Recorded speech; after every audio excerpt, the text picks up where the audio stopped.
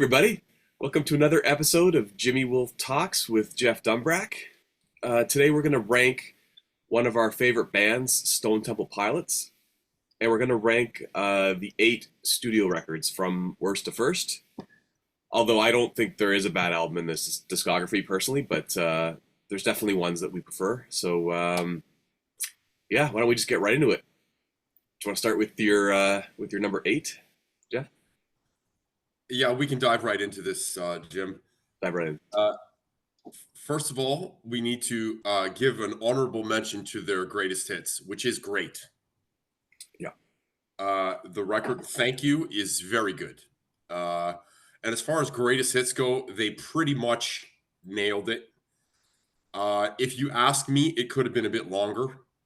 And they could have put more stuff on it. They could have made it a double album, but all the hits are well represented. So, and also for honorable mention, we must definitely mention the disastrous album EP, whatever, with Chester Bennington. Okay, yeah. Sitting firmly in 9th place.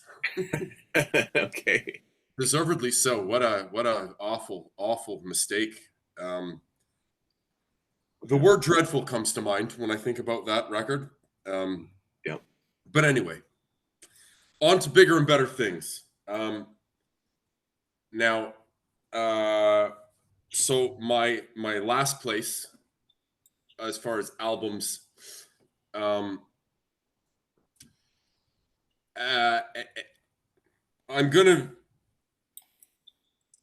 this is gonna sound strange, Jim, but I'm going to. For me, it is a tie place. Now, I have been listening to STP nonstop all week. Yeah, me too. Beginning to end. And actually, the show last week was so good that I went out and bought the 2 albums that I don't have, the ones with the new singer, Jeff Goot, or Good, I believe it's pronounced.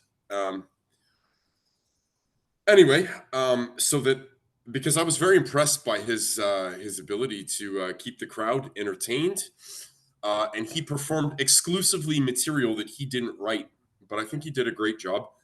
Yep. Anyways, my tied for last place would be both albums called Stone Temple Pilots.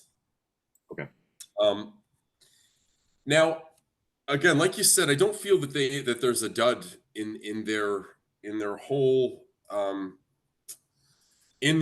back catalog. They did nothing that's awful. Truly, everything is worthwhile. They've got every one of their albums is quite good, actually.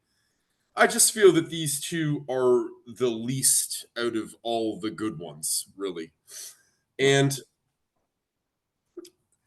I'm just going to go over the first STP one from 2010. Take a load off Hickory Dichotomy. Bagman, pretty good. Maver, I really like that song. But there was another.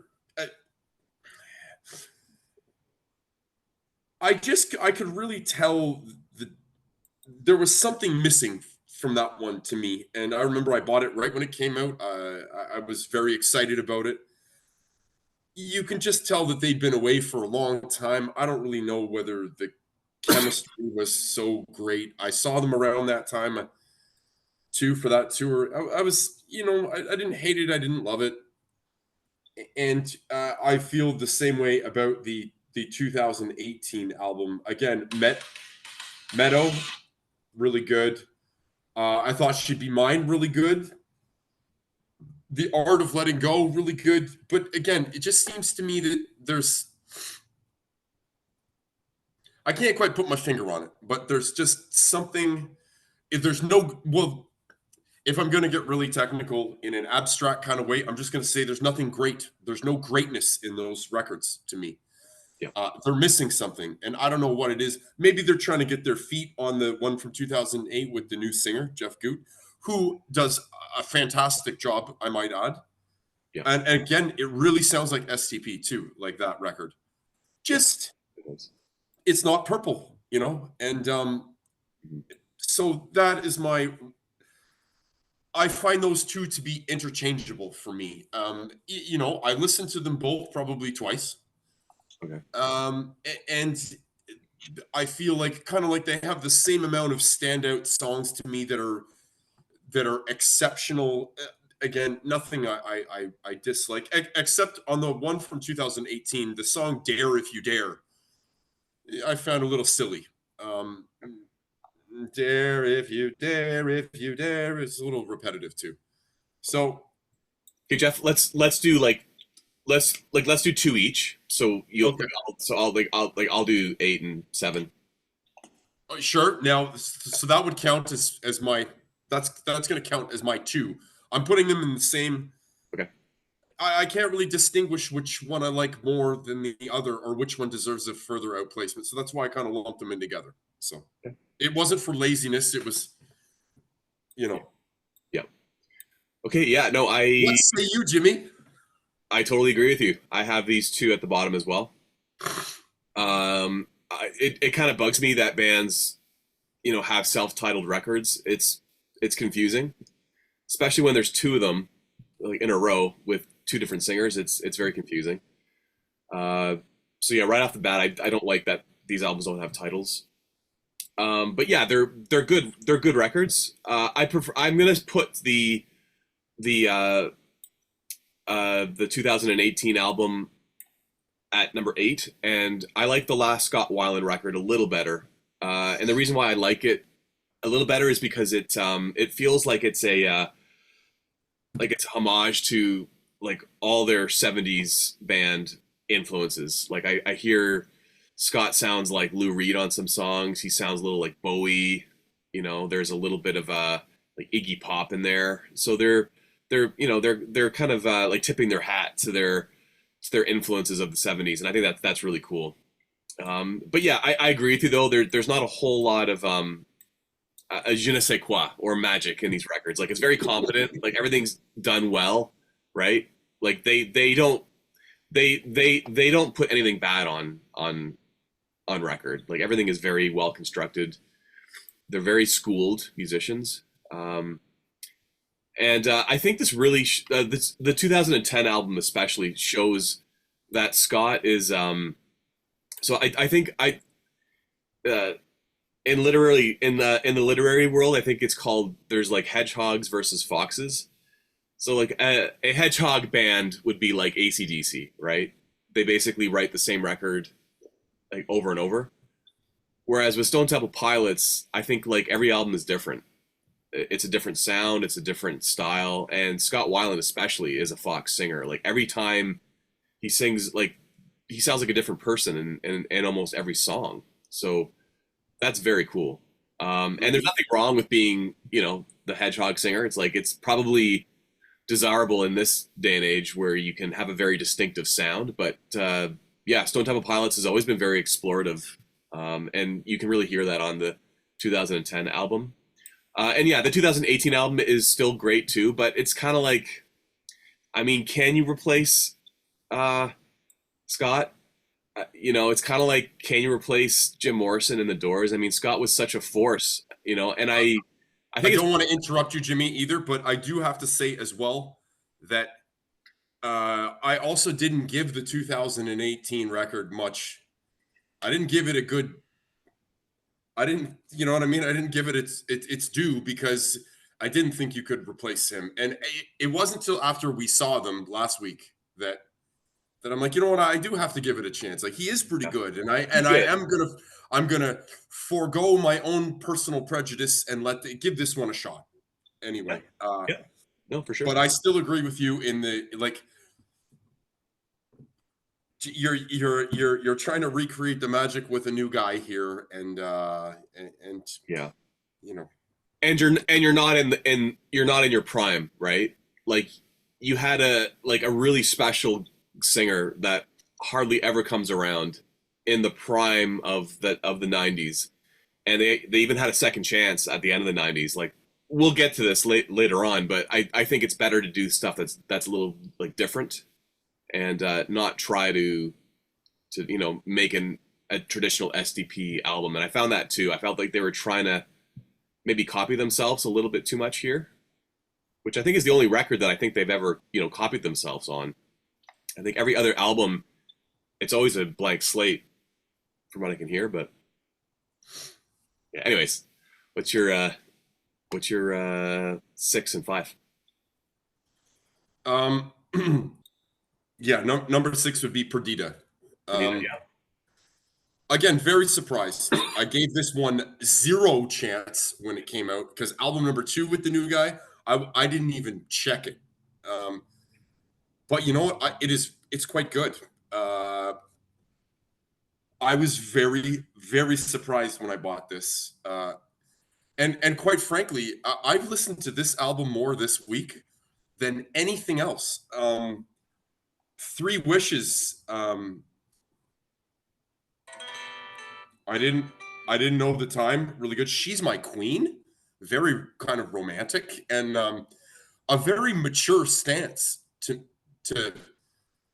to take. You know, like I'm sure STP have had their share of ladies. You know, so to declare that this one is your queen and make all these grandiose statements about her, I found to be. Also, Jeff Good is quite a bit younger than the rest of the boys too. I mean, he's like my age. So, Yeah. um, uh, you found yourself while losing your heart. Really nice. I like Sunburst. I don't know. It's very different. It's very. These guys are now middle aged too. So an all acoustic album. Normally I'd be like, really, guys, this isn't STP. But however, it is quite STP. It sounds exactly. It sounds like an album full of Pretty Penny and Yeah. like acoustic, like exactly what I would think they would do for an acoustic album is what they did, and Yeah. I love it. Um, I was just very surprised. If anything, it's a bit short. I mean, it's truly like 9 songs and there's one little instrumental bit. Yeah. But I mean, I love the guitar work. The drums are a little understated. I mean, Eric Kretz usually kicks the shit out of the drums on every track. Yeah. And I found he's really laying in the cut on this one, very much in the background. But also the sign of a good drummer is you do what you need to do for the song, and the song is what matters most. And quite frankly, Jeff Goot's vocal is front and center, and it is this man can sing. Yeah. And much like you said with about Scott, I personally feel Scott Weiland is the greatest singer of our generation. Um, Yeah. you get a guy like that doesn't come around very often. You only get him once in a blue. Yeah. And considering he came out in the in the grunge era, if you want to say, talk about making your mark on the scene. He wasn't even they came well into grunge was firmly established when STP comes out too, and Scott Weiland comes out swinging and establishes himself in my mind as the greatest of his generation. And to replace him, I'll be honest, I felt it was like a bit sacrilegious for the band to do that. However, I now am I'm going to fully retract my previous statement because these guys are all very talented musicians and they obviously want to keep it going. And Perdita was an excellent album, and thoroughly enjoyable. And Yeah. I do have a bad habit of just being prejudiced when it comes to new things coming out. Yeah. If I don't like it, or if so, I'm glad I could just get over that and enjoy that album. So that would mean, I guess I'm going to say that. Hmm, I'm going to say that the next one would be. It would be Tiny Music for me, and I'll tell you why. Now, Tiny Music was still from the best part, was arguably from their glory days. But to me, it kind of sounds like an album that is a bit, I don't know, half finished to me. There's a lot of songs that are, to me, it sounds like they come on strong and they falter towards the end, or they throw in a shitty chorus that I don't really like, or the band had in like a lot of problems in with the recording of this album. The Scott Weiland was, I mean, he was in and out of court. I think they didn't tour on this album because he was actually in jail. And it really sounds to me like it is a fractured album. But definitely some bright moments on it. Also, uh, I have to put this album in this position because out of all their singles, I hate Lady Picture Show. Um, I've never liked it. It's it's just that I don't understand it. It's a bit soft. It's a bit I don't know. I've just never ever liked it, and I don't have to like it either because we're talking about opinions now. But some truly beautiful moments too, like "And So I Know." Again, beautiful STP type ballad, which again STP not really known for their ballads, but you know I thought they killed it on "So I Know." You know, "Adhesive," beautiful song. I really like, you know, the singles were pretty good. "Tripping on a Hole in a Paper Heart," "Big Bang Baby," enough said. But you know, like "Pops Love Suicide" to me was one of those songs that it sounded to me like it was like half finished. Like it could have been stronger. It's almost like they got tired of working on it at the end and they just put it out. Or "Art School Girl" is another one that I thought it's kind of good, but like it sounds like it's not a fully realized.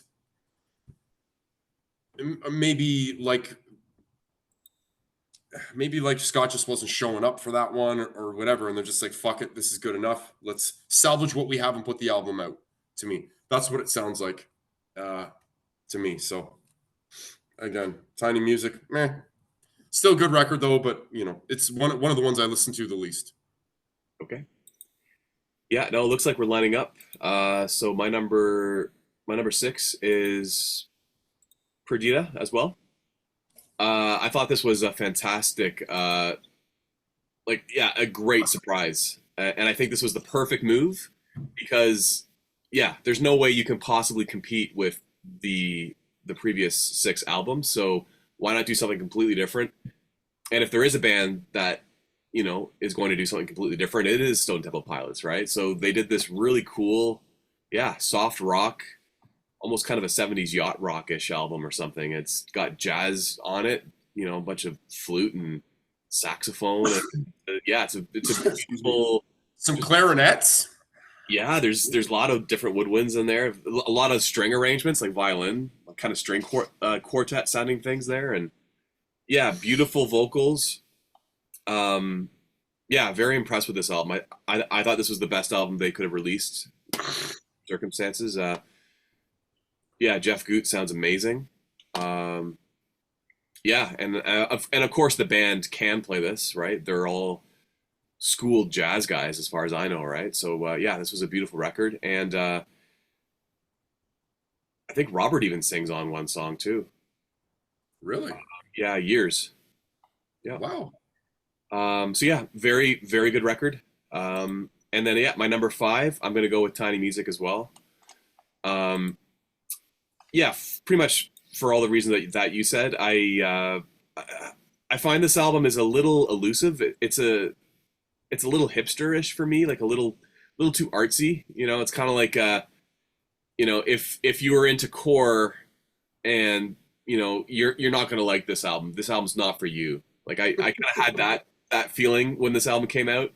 Although I love Big Bang Baby. I thought that was a great video too. It has this sort of 60s throwback, but it's almost kind of like a kind of a joke. It's almost like an Austin Powers kind of jokey 60s feel to it.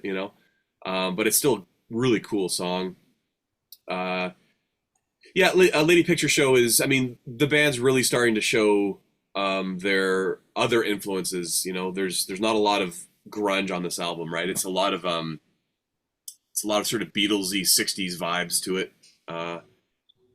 And yeah, the recording is quite different. Like Dean's guitar it sounds like it's going through like a crappy little amp, to kind of get that really kind of like garage bandy sound to it. so it's cool. Like I like that they did this album, but and a lot of people rank this album right at the top. But yeah, for me, it just it's lacking. It kind of lacks focus for me. It kind of meanders a bit, and it does feel druggy. It does feel like the band is on heroin. It does feel like a heroin album to me. Um, but yeah, I love "And So I Know" as well. That's probably my favorite song on the album. "Big Bang Baby," of course, that's amazing. "Tripping on a Hole in a Paper Heart." I think that song kind of sums up the record. It's cool, but it's a little confusing.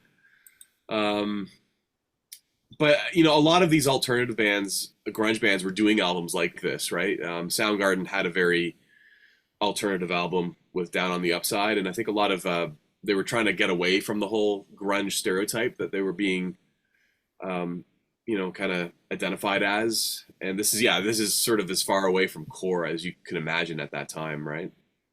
Um, so yeah, a good album, but you know, yeah, it feels a little meandering at times, a little unfinished. Excellent way to describe it, Jimmy. Yeah, yeah. All right, sir. So the top four, eh? Well, there's not much question about how it's going from here now, is there? Well, we'll see. Uh, okay, Shangri-La Da, obviously next. I remember hating this album when I bought it, but it's quite good. Um, I feel like I almost wanted to put Shangri-La Da and Tiny Music. I wanted to make them tied for a position because to me they almost sound uh they kind of sound like, again, like you said, meandering is a good way to describe it, but I kind of feel like they're going off on different paths a little bit. They're trying to be arty and different on Tiny Music, and they're trying to get away from their hard rock roots. Uh, anyway, a lot of good songs on Shangri-La Da, though. I mean, it comes out real hard. Track number one, "Dumb Love," Yeah. punch in the face hard. You know, they come out like Mike Tyson.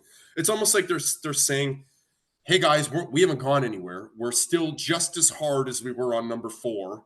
Don't forget, this isn't your. There's no sour girl on this album, boys." Is what they're trying to say, I think. But then, you come right back into Days of the Week, which is, I gotta say, after The Cure did Friday, I'm in Love, I don't ever need to hear another song that talks about Monday, Tuesday, Wednesday, Thursday, Friday, ever. And I remember that when it came out too. I was like, this. I don't know whether the record label made them do that song or whether they thought, hey, we need more representation on the pop charts. Hey, I need to buy another house. But like Days of the Week, and mind you, I don't hate it like Lady Picture Show, but I don't like it. When I'm looking over the track list on this album, 13 songs long is another thing I like about this album too. Long. But to me, they could have left off Days of the Week, and I wouldn't, and it wouldn't be any worse off at all. Um, again, coming pretty hard on Coma. Hollywood Bitch is a bit of an interesting song. It was the next single too, and I often wonder why they did that because first of all, if you put a song with the word "bitch" in the title, zero radio play. There you go. You've. But then maybe they were like, well, record label, if you're going to make us put out Days of the Week, then we want Hollywood Bitch next. It seems to me just a curious choice of a single, but wonderful. Really, again, really, really nice song. Well sung. Hello, It's Late is a really song I really like too. Uh, his firstborn son was named Noah. Sorry, a song for sleeping. That's the one where he name checks his first boy named Noah. I also think that that's a really beautiful song too.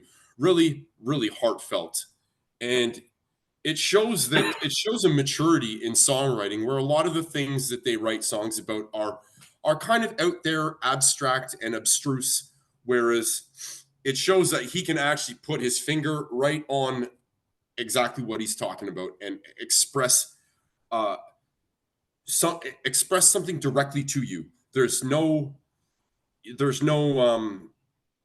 know what I mean? There's no second guessing this one, which is not something that they do often, but I do quite respect it. And even though, like I didn't know Noah in 2001 when that song came out, I've always had the song's always just been very precious to me.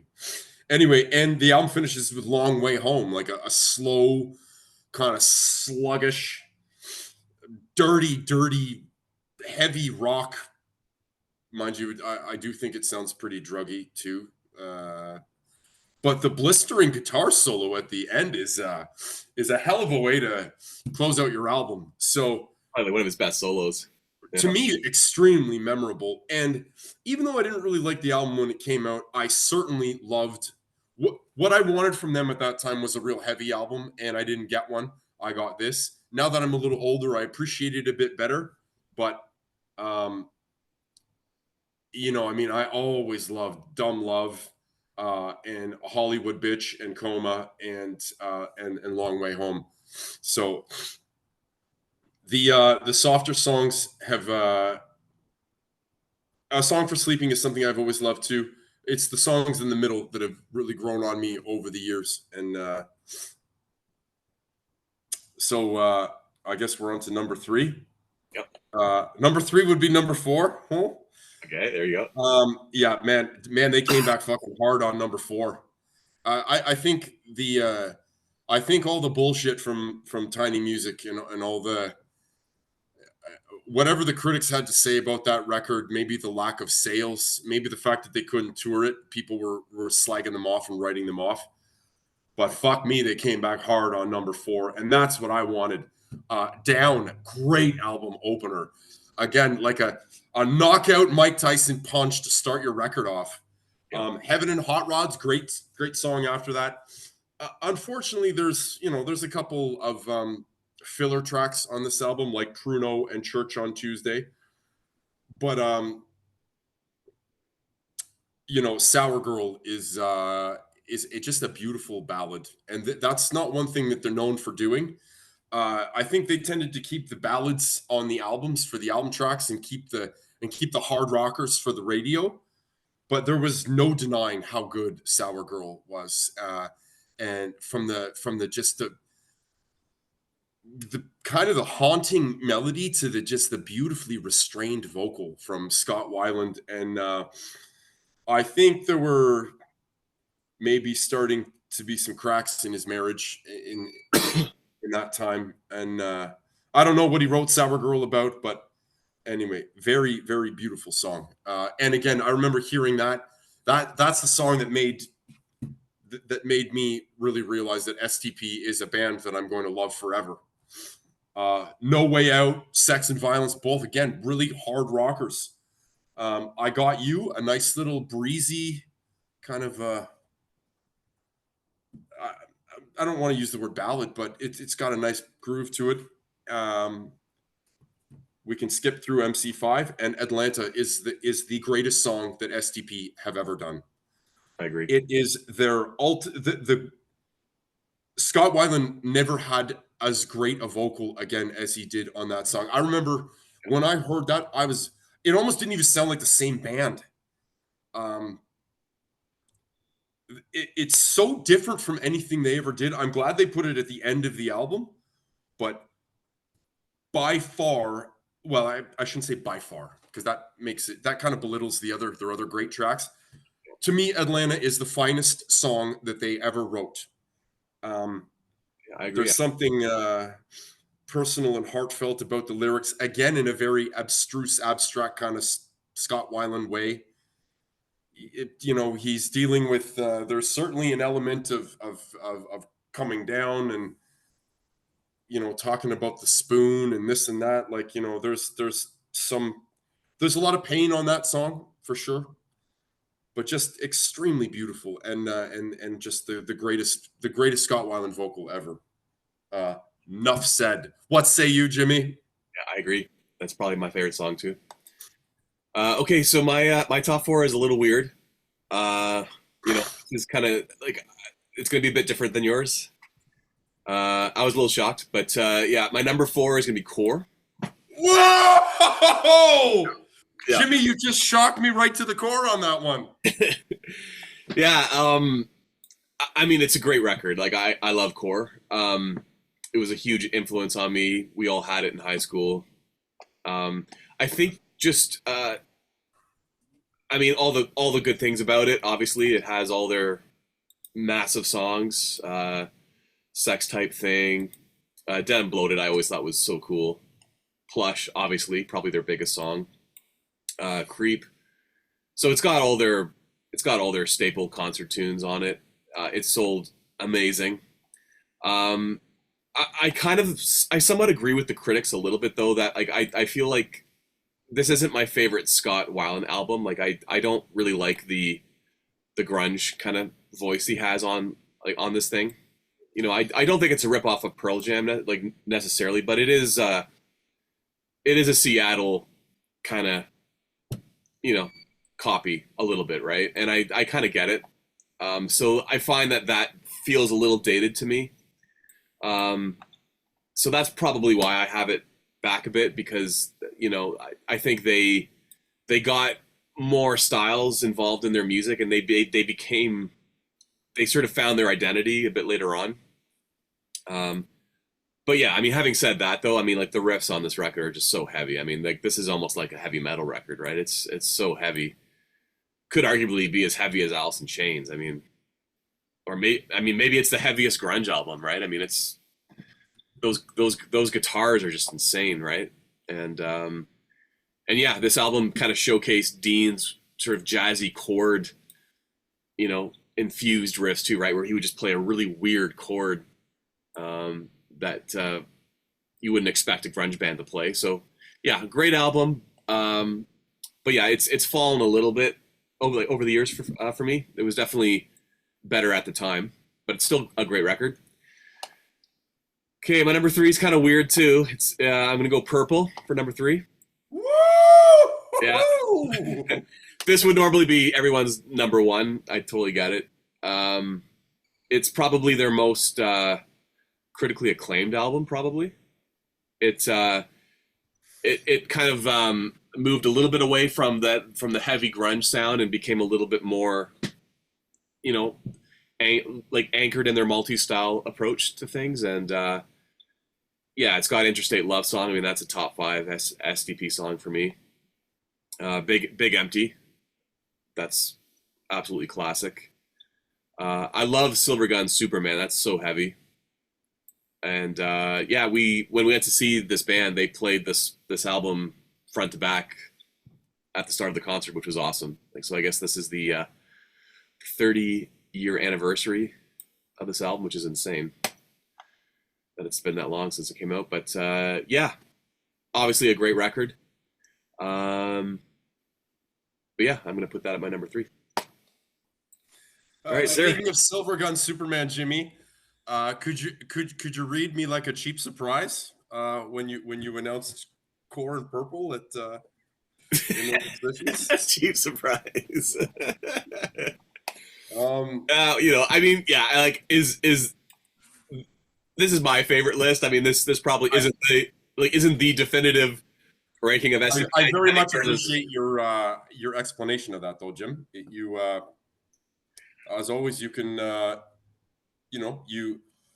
you express your opinions in a very cogent manner, and it comes across as very um, I can completely understand why you put those two there. And now though, okay, so for me, number two would be Purple. Again, hard for me to even put one of these above the other. They are flawless, both of them. Uh, it's even hard to talk about which one I like better. The only reason why I'm putting them like that, Purple and Core as number one, is because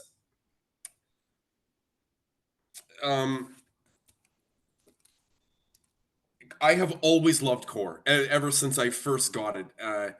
It took me a while to get into every single song on it, but it's a staple in my collection that I will never ever get tired of. And same with Purple.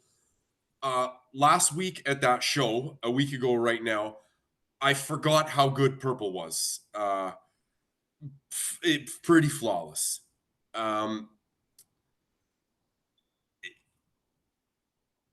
I do agree in your statement about Purple becoming more of, they're experimenting. They're getting away from their kind of singular approach of just strictly heavy tracks, and like Core does sound kind of like a heavy metal record to me a little bit. um and if it but to me, they defined themselves on Core. I mean, the definitive STP hits are on Core. It's just like you said, you know Plush, Sex Type Thing, Creep, Dead and Bloated, Cracker Man.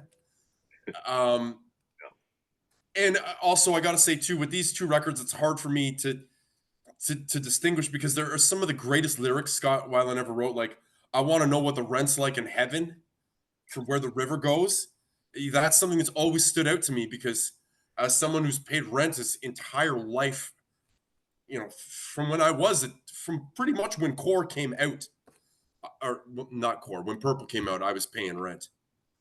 But like, and whereas on Purple, I think it's on Big Empty, if you should no, and Still Remains, I believe, is the song where he goes, if you should die tomorrow, ask if you could bring a friend. Those lyrics have just always stuck with me. But I gotta say, I mean, they really, really just all the big hits that I will never, when I hear them, even in a car driving by, it stops me in my tracks when I hear any of these songs, on either of these albums. So they're kind of almost interchangeable for which one I like better. I might like one better more at any particular time. My personal favorite album. We're just gonna cut right to the core on this one. It's Boom. Core number one. Yeah. Okay.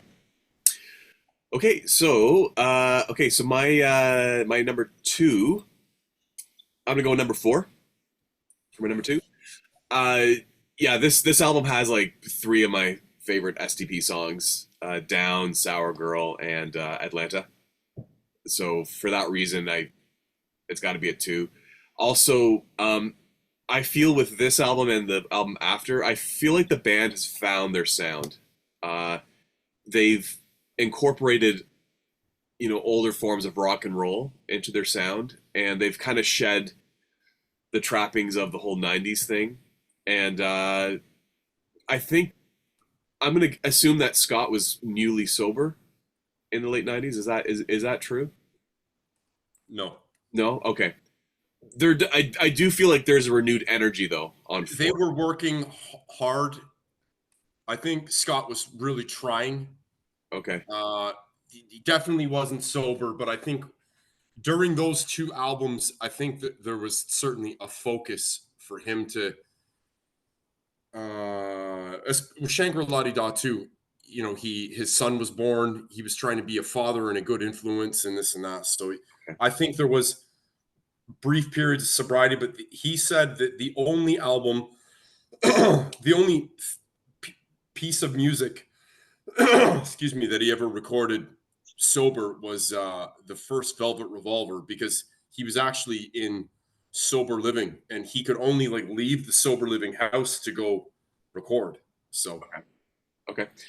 Um, but for whatever reason, I just feel like these albums have a renewed energy, and I just like their sound. I just feel like they've comfortably fit into this groove of this, just number four can have like a song like Atlanta, but then a song like Down, and it seems to work on the same record. Like it's not jarring. It's just that's what STP does. It's like they brought back It's almost like Tiny Music was a necessary experiment in order to kind of open up their creative possibilities.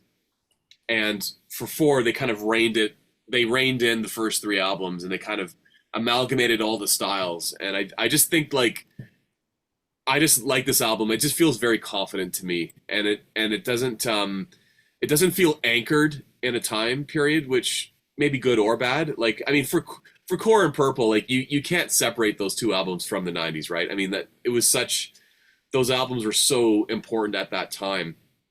But I feel like number four, it's not really anchored to any time period. I mean, it could have come out 5 years ago. It could have come out when it did 20 years ago. Like it doesn't really matter. It kind of it's not anchored, and I like that. I feel like that's where STP can really just be themselves, where they can just be this sort of open antenna for all these inspirations. And yeah, so for that reason, I think four is amazing. Now, my number one really surprised me. So the only one that's left is Shangri-La Di Da. Um, I've never listened to this record. I knew it existed, but I never gave it the time of day. I guess 2001, like SDP didn't matter back then, right? It was mostly just pop and hip hop at that point, right? Mm-hmm. But yeah, I listened to this album maybe three times in the last few days, and man, I love it. I love every song. I really resonate with it. And again, like I'm not anchored to this at all. Like everything is fresh. Um, like maybe some of the production sounds a little dated, maybe like some of the drum kind of techno loops in some of the songs, but it's really not that bad at all. I mean, uh, just some beautiful music, and yeah, it's just you can have Scott singing the most like beautiful, heartfelt song, and then you can have him really just growling on like the heavy stuff, like like the first track, right? I mean, it's just yeah, I really like the band on this album. Like I really feel like they found themselves. Um and yeah, I feel like it's also very experimental too. Like they had this open creative thing. Like it wasn't I feel like it's a little bit more creative than four. Like they feel more open. Um I love Black Again. And yeah, so A Song for Sleeping is beautiful. But then like A Long Way Home, like that's like a total like Zeppelin groove right there, right? With that crazy guitar solo. Same with like Transmissions from a Lonely Room. Like what a great groove. Like it's so rock and roll. Too Cool Queenie, I think was about Kurt Cobain and Courtney Love. Um, Days of the Week doesn't bother me. I think it's really catchy.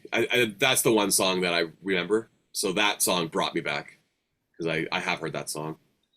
Um, yeah, I love this album. I think it's amazing, and I think the fact that it is kind of underappreciated kind of boosts the mystique. Like it's like, oh, cool, I found a diamond in like in the rough kind of thing. I feel like I kind of discovered something. I don't know. I'm not trying to be contrarian. I just this album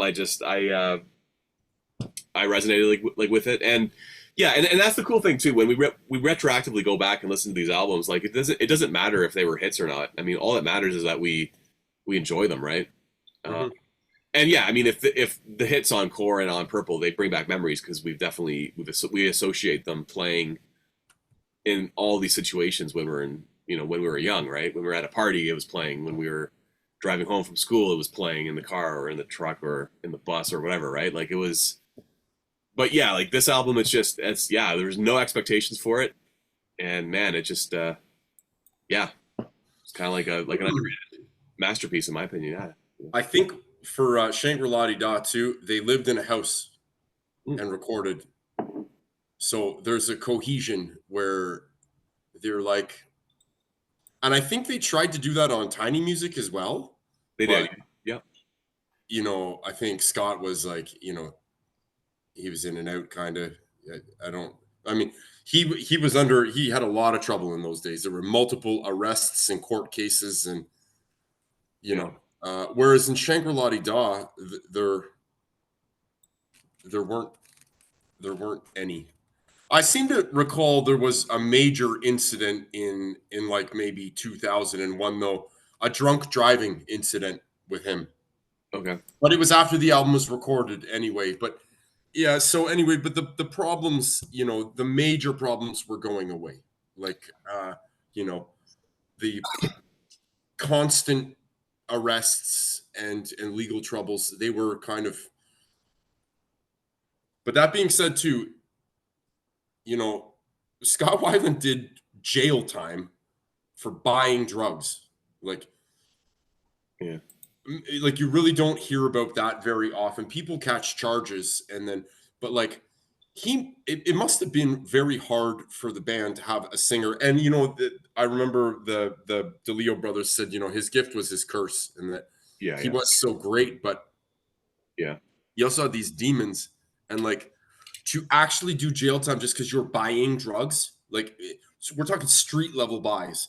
He's putting himself at serious risk and the risk of others by driving and trying to get to these places to score drugs. And it happened so often and he had so many arrests that he still couldn't get his shit together even after that. And it's very sad how things ended.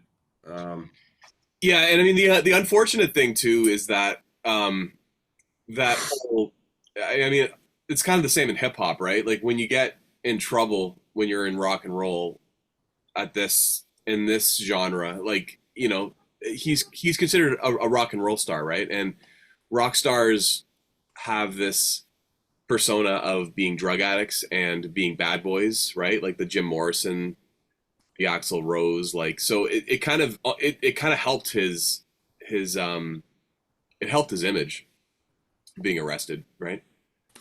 I saw a thing on Howard Stern, Jimmy, where he said Howard Stern actually asked him flat out, like he said, "Man, you've had a lot of trouble with drugs," and he said, "I kind of get the feeling like in the beginning there was a bit of a heroin resurgence Yeah.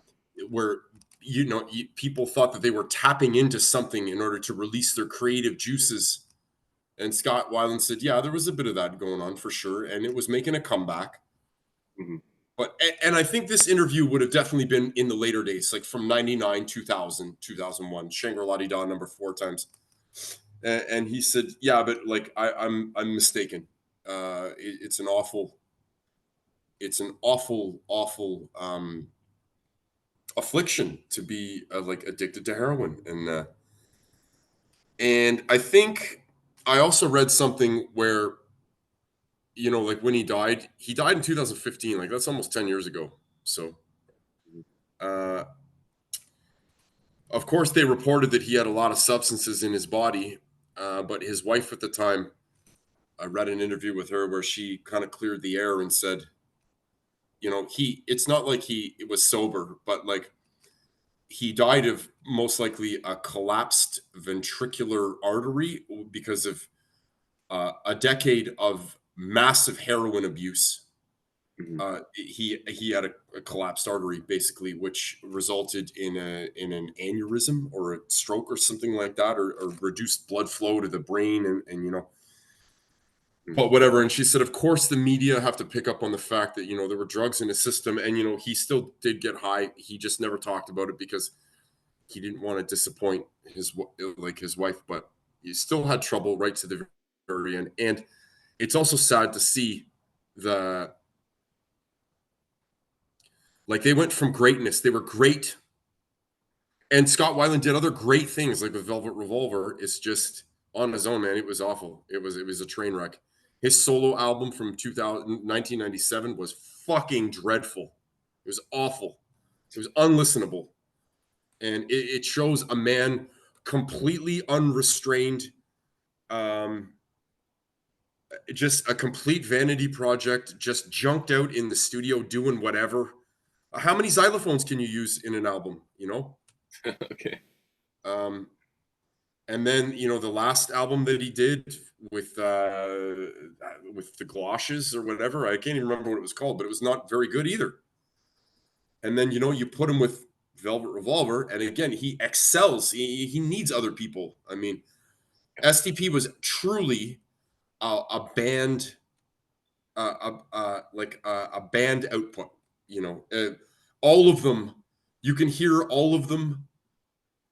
And I said Eric Kretz on Perdita kind of like rides in the background, lets the songs do the talking, but that's a sign of a good drummer.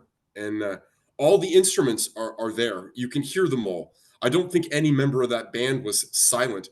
Like there's none of them that were just like hired guns or like or they all had their place and their say, and they approached things as a band, as a unit. And when Scott Weiland left to his own devices, his artistic merits were confused and self-indulgent and ultimately not very good. But you put him with the right people, and it's magic. And it's magic on all the records he appeared on with STP and Velvet Revolver. Yeah, and they also had a great producer on those 5 records too. Brendan O'Brien. Yeah, so you can't understate that at all either. Yeah, he's one of the greatest producers of that era for sure. And I know we've touched on it, Jim, but let's just give it up to Jeff Goot as well for reining it in and absolutely and keeping it alive. And from now on, like I am 9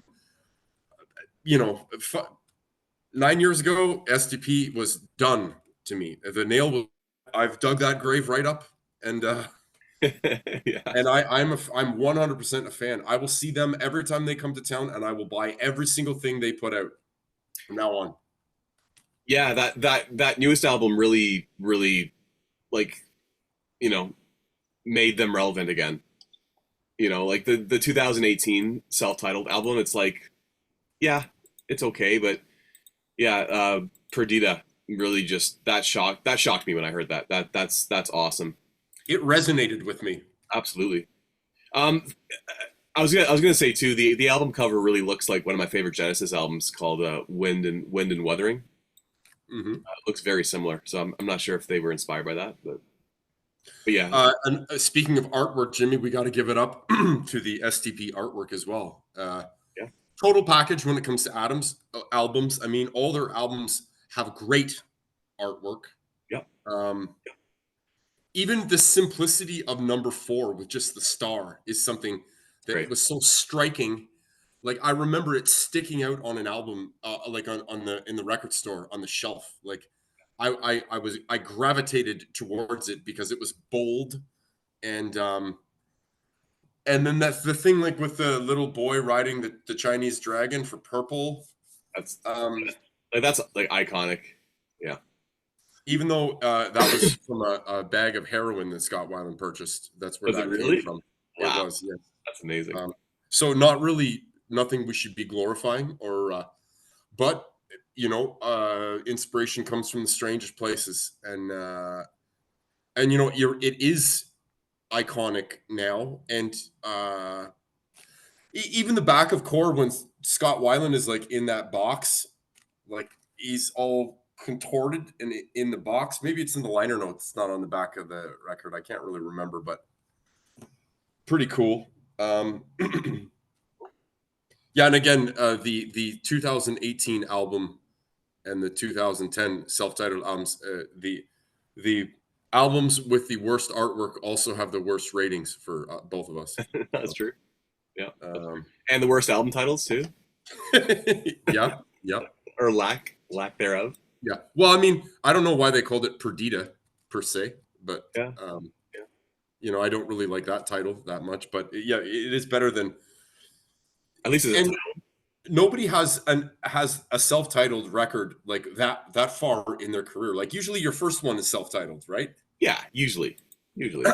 So you guys couldn't find a decent lyric in that album of yours to come up with a better title, Yeah. Cool. All right. Well, there you have it. Where you going for tomorrow?